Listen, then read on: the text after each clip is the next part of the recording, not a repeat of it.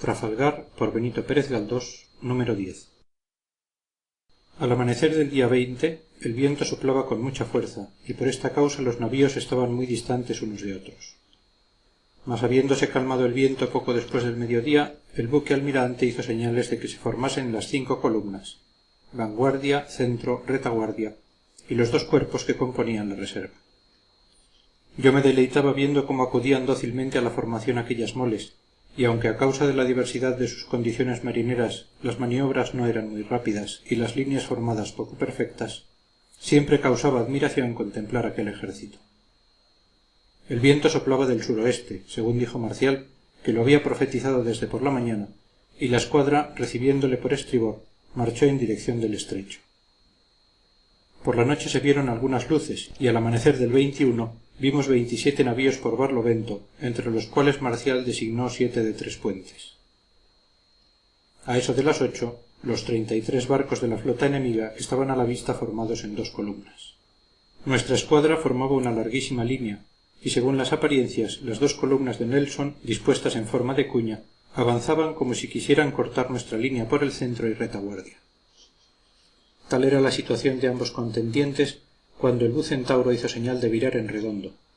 Ustedes quizá no entiendan esto, pero les diré que consistía en variar diametralmente de rumbo, es decir, que si antes el viento impulsaba nuestros navíos por estribor, después de aquel movimiento nos daba por babor, de modo que marchábamos en dirección casi opuesta a la que antes teníamos. Las proas se dirigían al norte, y este movimiento, cuyo objeto era tener a Cádiz bajo el viento para arribar a él en caso de desgracia, fue muy criticado a bordo del Trinidad y especialmente por Marcial, que decía: «Ya se esparrancló la línea de batalla, que antes era mala y ahora es peor». Efectivamente, la vanguardia se convirtió en retaguardia y la escuadra de reserva, que era la mejor, según oí decir, quedó a la cola. Como el viento era flojo, los barcos de diversa andadura y la tripulación poco diestra, la nueva línea no pudo formarse ni con rapidez ni con precisión. Unos navíos andaban muy aprisa y se precipitaban sobre el delantero, otros marchaban poco, rezagándose o se desviaban, dejando un gran claro que rompía la línea antes de que el enemigo se tomase el trabajo de hacerlo. Se mandó restablecer el orden, pero por obediente que sea un buque no es tan fácil de manejar como un caballo. Con este motivo, y observando las maniobras de los barcos más cercanos, medio hombre decía: «La línea es más larga que el camino de Santiago. Si el señorito la corta, adiós mi bandera. Perderíamos hasta el modo de andar, manque los pelos se nos hicieran cañones. Señores, nos van a dar julepe por el centro. ¿Cómo pueden venir a ayudarnos el San Juan y el Bahama, que están a la cola, ni el Neptuno ni el Rayo, que están a la cabeza?» Rumores de aprobación. «Además, estamos a sotavento, y los casacones pueden elegir el punto que quieran para atacarnos. Bastante haremos nosotros con defendernos como podamos. Lo que digo es que Dios nos saque bien, y nos libre de franceses por siempre jamás amén Jesús». El sol avanzaba hacia el cénit y el enemigo estaba ya encima. «¿Les parece a ustedes que esta es hora de empezar un combate? Las 12 del día», exclamaba con ira el marinero, aunque no se atrevía a hacer demasiado pública su demostración, ni estas conferencias pasaban de un pequeño círculo dentro del cual yo, llevado de mi sempiterna e insaciable curiosidad, me había ingerido. No sé por qué me pareció advertir en todos los semblantes cierta expresión de disgusto. Los oficiales en el alcázar de popa y los marineros y contramaestres en el de proa observaban los navíos sotaventados y fuera de línea, entre los cuales había 4 pertenecientes al centro. Se me había olvidado mencionar una operación preliminar del combate en la cual tomé parte. Hecho por la mañana el zafarrancho, preparado ya todo lo concerniente al servicio de piezas y lo relativo a maniobras, oí que dijeron: «La arena, extender la arena».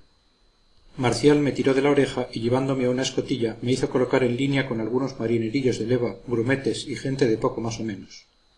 Desde la escotilla hasta el fondo de la bodega se habían colocado, escalonados en los entrepuentes, algunos marineros, y de este modo iban sacando los sacos de arena. Uno se lo daba al que tenía al lado, este al siguiente, y de este modo se sacaba rápidamente y sin trabajo cuanto se quisiera. Pasando de mano en mano subieron de la bodega multitud de sacos, y mi sorpresa fue grande cuando vi que los vaciaban sobre la cubierta, sobre el alcázar y castillos, extendiendo la arena hasta cubrir toda la superficie de los tablones. Lo mismo hicieron en los entrepuentes. Por satisfacer mi curiosidad pregunté al grumete que tenía al lado: es para la sangre, me contestó con indiferencia. Para la sangre, repetí yo, sin poder reprimir un estremecimiento de terror. Miré la arena, miré a los marineros que con gran algazara se ocupaban en aquella faena, y por un instante me sentí cobarde. Sin embargo, la imaginación que entonces predominaba en mí alejó de mi espíritu todo temor, y no pensé más que en triunfos y agradables sorpresas. El servicio de los cañones estaba listo, y advertí también que las municiones pasaban de los pañoles al entrepuente por medio de una cadena humana semejante a la que había sacado la arena del fondo del buque. Los ingleses avanzaban para atacarnos en dos grupos.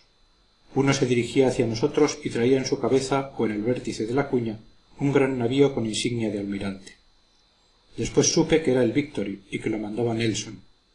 El otro traía a su frente el Royal Sovereign, mandado por Collingwood. Todos estos hombres, así como las particularidades estratégicas del combate, han sido estudiados por mí más tarde. Mis recuerdos, que son clarísimos en todo lo pintoresco y material, apenas me sirven en lo relativo a operaciones que entonces no comprendía. Lo que hoy con frecuencia de boca de Marcial, unido a lo que después he sabido, pudo darme a conocer la formación de nuestra escuadra, y para que ustedes lo comprendan bien, les pongo aquí una lista de nuestros navíos, indicando los desviados, que dejaban un claro, la nacionalidad y la forma en que fuimos atacados. Poco más o menos era así. Eran las 12 menos cuarto. El terrible instante se aproximaba.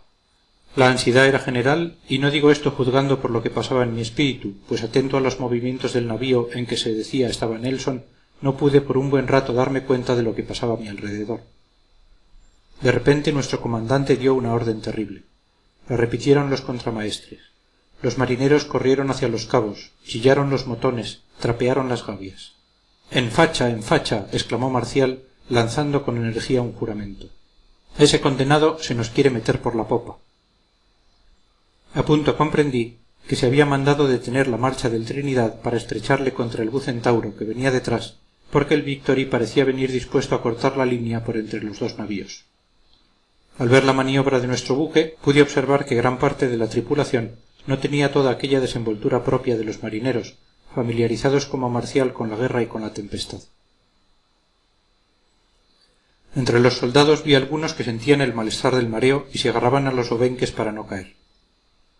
Verdad es que había gente muy decidida, especialmente en la clase de voluntarios, pero por lo común todos eran de leva, obedecían las órdenes como de mala gana, y estoy seguro de que no tenían ni el más leve sentimiento de patriotismo. No les hizo dignos del combate más que el combate mismo, como advertí después. A pesar del distinto temple moral de aquellos hombres, creo que en los solemnes momentos que precedieron al primer cañonazo, la idea de Dios estaba en todas las cabezas. Por lo que a mí toca, en toda la vida ha experimentado mi alma sensaciones iguales a las de aquel momento. A pesar de mis pocos años, me hallaba en disposición de comprender la gravedad del suceso, y por primera vez, después que existía, altas concepciones, elevadas imágenes y generosos pensamientos ocuparon mi mente. La persuasión de la victoria estaba tan arraigada en mi ánimo que me inspiraban cierta lástima a los ingleses y les admiraba al verles buscar con tanto afán una muerte segura. Por primera vez entonces percibí con completa claridad la idea de la patria, y mi corazón respondió a ella con espontáneos sentimientos, nuevos hasta aquel momento en mi alma. Hasta entonces la patria se me representaba en las personas que gobernaban la nación, tales como el rey y su célebre ministro, a quienes no consideraba con igual respeto. Como yo no sabía más historia que la que aprendí en la caleta, para mí era de ley que debía uno entusiasmarse al oír que los españoles habían matado muchos moros primero y gran pacotilla de ingleses y franceses después. Me representaba pues a mi país como muy valiente, pero el valor que yo concebía era tan parecido a la barbarie como un huevo a otro huevo. Con tales pensamientos, el patriotismo no era para mí más que el orgullo de pertenecer a aquella casta de matadores de moros. Pero en el momento que precedió al combate comprendí todo lo que aquella divina palabra significaba, y la idea de nacionalidad se abrió paso en mi espíritu, iluminándolo y descubriendo infinitas maravillas, como el sol que disipa la noche y saca de la oscuridad un hermoso paisaje. Me representé a mi país como una inmensa tierra poblada de gentes, todos fraternalmente unidos. Me representé la sociedad dividida en familias, en las cuales había esposas que mantener, hijos que educar, hacienda que conservar, honra que defender.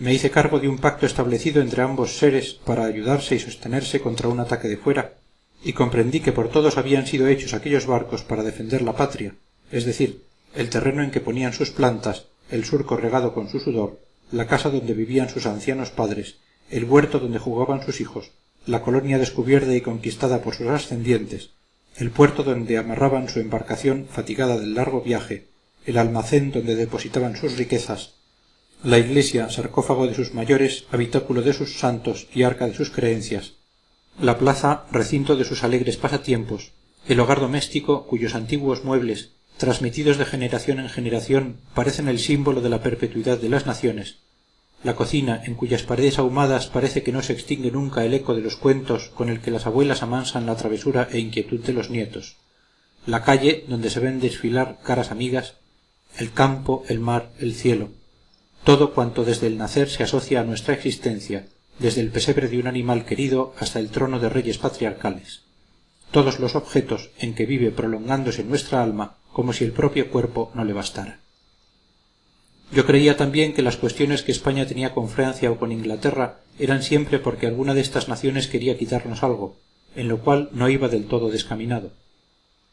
Parecíame por tanto tan legítima la defensa como brutal la agresión, y como había oído decir que la justicia triunfaba siempre, no dudaba de la victoria. Mirando nuestras banderas rojas y amarillas, los colores combinados que mejor representan al fuego, sentí que mi pecho se ensanchaba. No pude contener algunas lágrimas de entusiasmo. Me acordé de Cádiz, de Vejer. Me acordé de todos los españoles a quienes consideraba asomados a una gran azotea, contemplándonos con ansiedad. Y todas estas ideas y sensaciones llevaron finalmente mi espíritu hasta Dios, a quien dirigí una oración que no era Padre Nuestro ni Ave María, sino algo nuevo que a mí se me ocurrió entonces. Un repentino estruendo me sacó de mi arrobamiento, haciéndome estremecer con violentísima sacudida. Había sonado el primer cañonazo. Fin del número 10.